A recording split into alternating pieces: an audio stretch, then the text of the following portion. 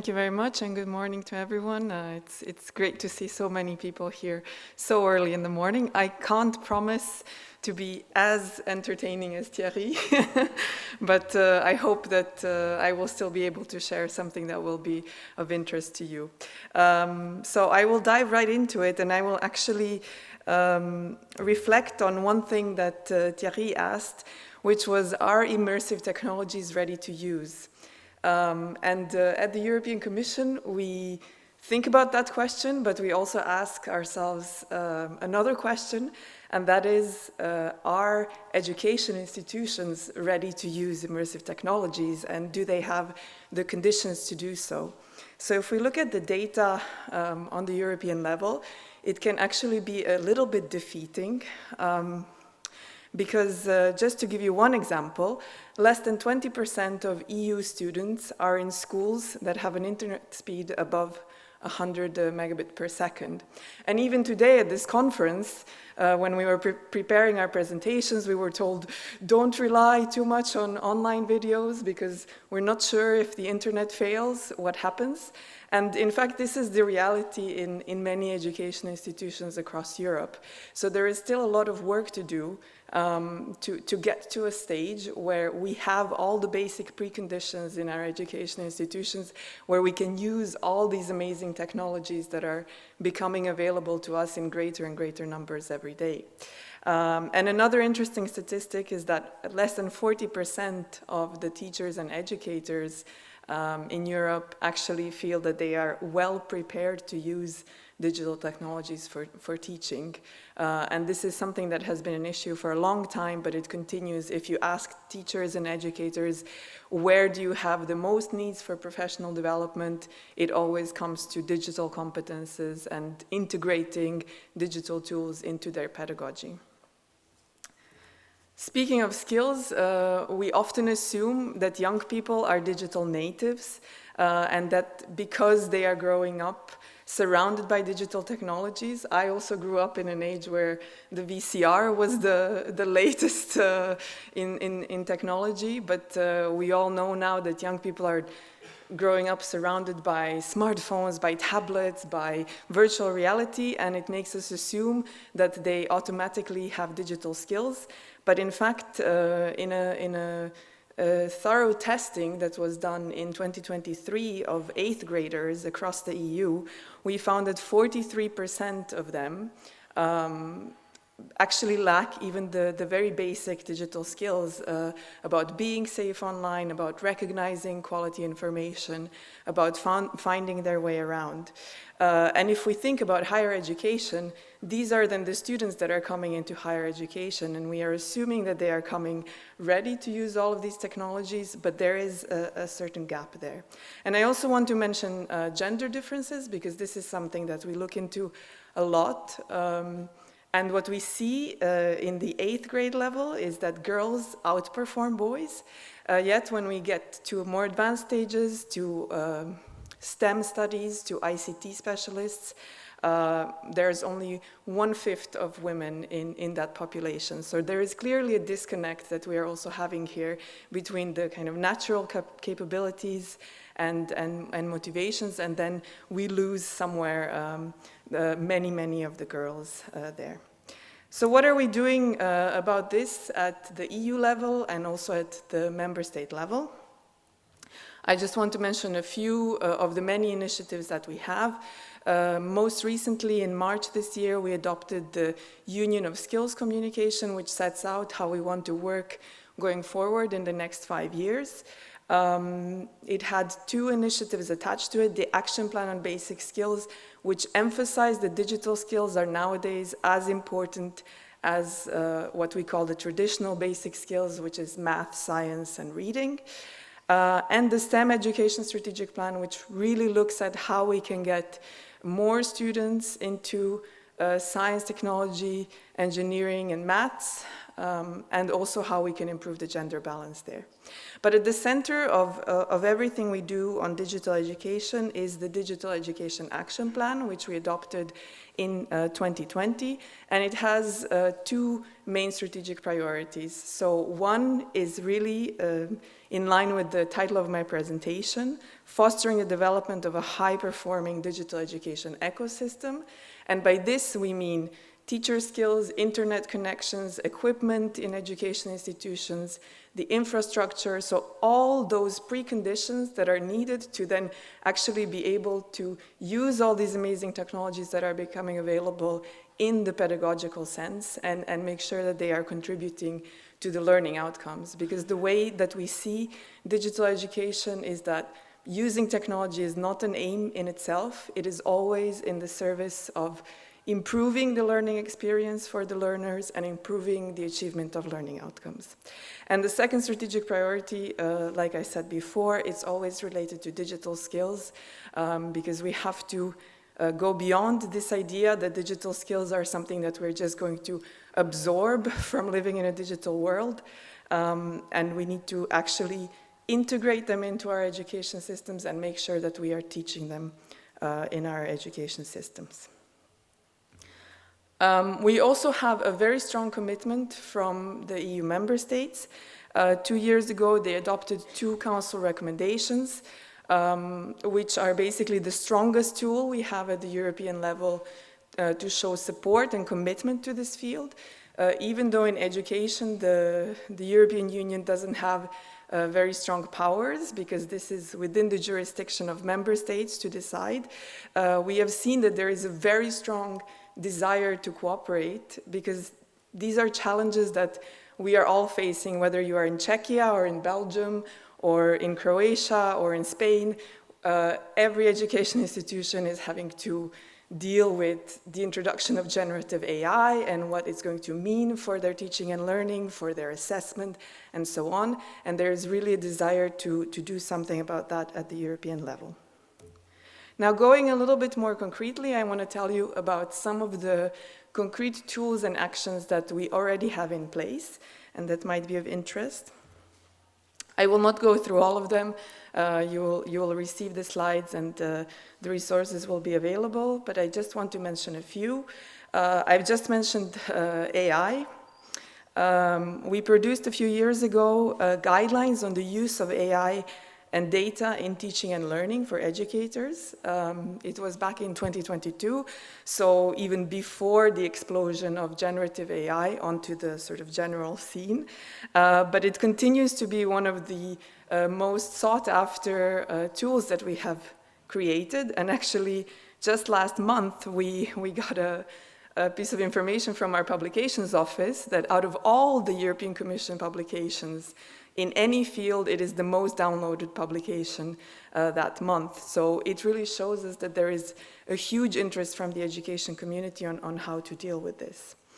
Another thing I want to mention is that we put a lot of effort into fostering cross-sectorial cooperation and exchanges at EU level. When we started working in this field, what we found was that there was not one place where practitioners and people who work in digital education can actually come together, exchange, learn from each other, discuss on the challenges, discuss on the solutions, and this is why we launched the Digital Education Hub, which is an online community of practice. And it surpassed all of our expectations and all of our key performance indicators that we had set for ourselves. It has more than 6,500 members today, and it's a very active community with squads, with groups, with a lot of webinars and discussions. It is very grassroots driven, so it's the members who decide what it is that they want to discuss and what it is that they want to work in squads. So I would also very much invite you to join that community and see what you can find for yourselves there. And of course, we also offer a lot of EU funding. And just to give you one example, we recently had a call for projects on artificial intelligence in education, and we got more than 200 applications for a call in which we can afford to fund 5 projects. So you can see really that the interest is high there. There is a lot going on now as well. One thing I want to mention is actually an event we are organizing next week, and that is the Digital Education Stakeholder Forum, which will take place in Brussels. And this is our opportunity to bring together stakeholders from all over Europe and beyond to discuss these topics and these challenges together. We are also planning to publish by the end of this year 4 sets of guidelines. I have already mentioned the guidelines on AI, and I will talk about them a little bit more. But we are also preparing guidelines for teaching informatics at primary and secondary levels, as well as guidelines on digital education content, and updating our guidelines on disinformation and digital literacy. It sounds like a lot of guidelines, it is. This is a tool that we have found is most welcome in the education community. Like I said, from the EU level, we don't impose anything here. Our aim is always to support teachers, and we provide the kind of tools that allow you to be modular, to pick and choose what works for you, to maybe ignore some parts, and to really adapt them to your own needs and to whatever works best in your context, in your country, in your institution. Like I said, the guidelines we produced on AI in 2022 have been a very, very popular publication, but indeed they were published before ChatGPT kind of exploded onto the scene, and we have seen a need to update them now to address also these issues. In the meantime, there has been also the adoption of the AI Act at the EU level, which seeks to regulate AI technologies. So we are also doing an update in that respect. And we will provide more hands-on support and practical examples. The idea of these guidelines is really to help to navigate the increasing use of AI in education. We have seen different trends of institutions wanting to either embrace them or some institutions being a bit more reserved. What we know is that students are using AI to a huge extent, and we believe that this is not something that we can hide from. We simply need to address it and discuss how to deal with it together. Like I said, we are also preparing guidelines on digital education content for teachers and educators. And here I just want to clarify, when I say the word content, I don't mean the actual subject of what you are teaching and the curriculum, because this is completely within the autonomy of countries and of education institutions. What we are talking about is the resources that you fill the digital tools with. So the quality of the materials that are in there and how to choose those materials. Because what we hear often from educators is there is a lot out there. I don't know what's good quality. I don't know how to choose what will serve my purposes. And here we are hoping to provide some actionable ideas and some checklists of the things that you can consider to choose good quality materials that will actually be of use to you. So this is a little snapshot of what we have had so far and what we are working at the moment. And before I conclude, I also want to tell you a few words about where we are going from here and what we are planning for the future.